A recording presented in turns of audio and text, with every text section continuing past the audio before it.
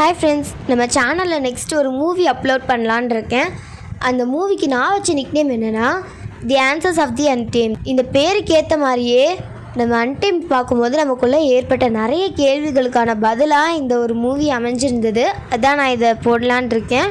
And இது அன்டேம்டோட continuation மாதிரின்னு சொல்லலாம். இதோட டைம் லைன் என்னென்னா, நம்ம வேவூஷன் இறந்ததுக்கப்புறமேலு சிகப்பு கத்தி தலைவருக்கு ரொம்ப அடிபட்டிருந்திருக்கும். அதுக்காக சொங்வன்ஜுன் மியூசிக் வாசிக்கிறதுக்காக வந்திருந்திருப்பாங்க.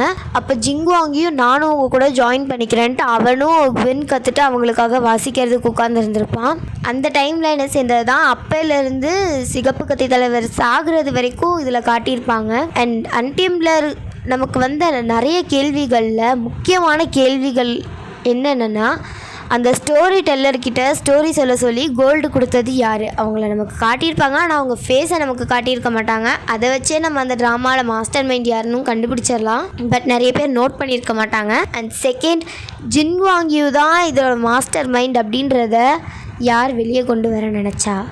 ஜின்வாங்கியூ தான் அவங்க அப்பாவை கொண்டாங்கன்றத கரெக்டான நேரத்தில் வெளியே கொண்டு வர வச்சது யார்? வேவூஷனை உயிரோடு கொண்டு வர மந்திரத்தை மோஷேங்கியூ கிட்ட கொடுத்தது யார்?